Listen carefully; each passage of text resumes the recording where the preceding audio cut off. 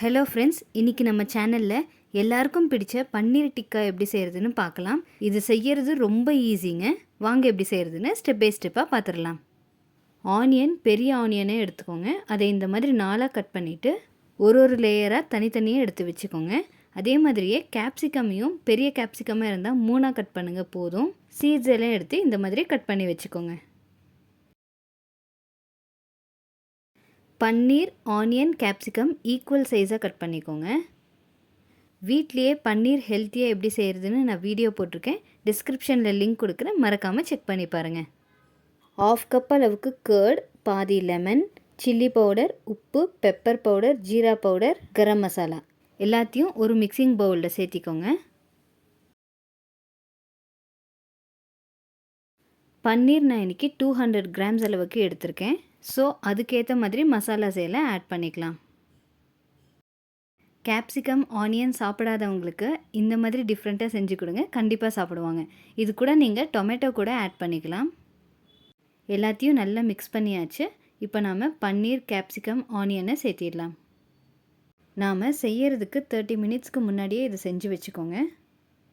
எல்லா பக்கமும் நல்லா மிக்ஸ் ஆகிற மாதிரி கலந்து விட்டுக்கோங்க. பன்னீர் உடஞ்சிடும், ஸோ மெதுவாக மிக்ஸ் பண்ணுங்கள். ஒரு அரை மணி நேரம் அப்படியே மூடி வச்சிடலாம். பாருங்கள், நல்லா ஊறி இருக்குது.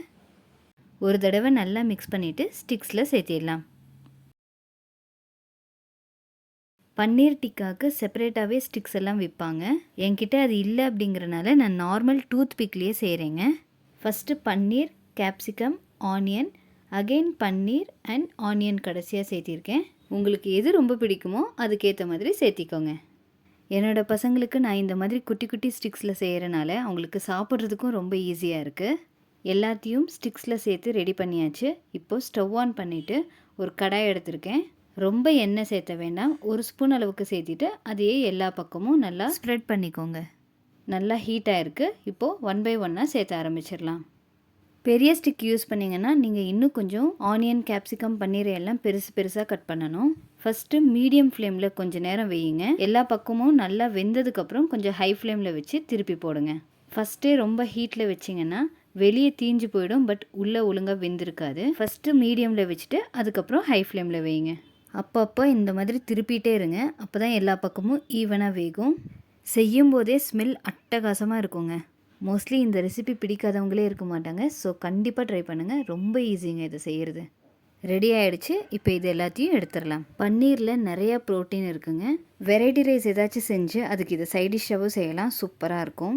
சாப்பிட்றதுக்கும் டேஸ்ட் அவ்வளோ சூப்பராக இருக்குது. கடையில் வாங்குறத விட வீட்டில் இந்த மாதிரி செஞ்சு சாப்பிடுங்க. இந்த மாதிரி homemade and healthy recipes daily பார்க்கணுன்னா நம்ம சேனலை மறக்காமல் சப்ஸ்கிரைப் பண்ணிக்கோங்க. நாளை சந்திப்போம்.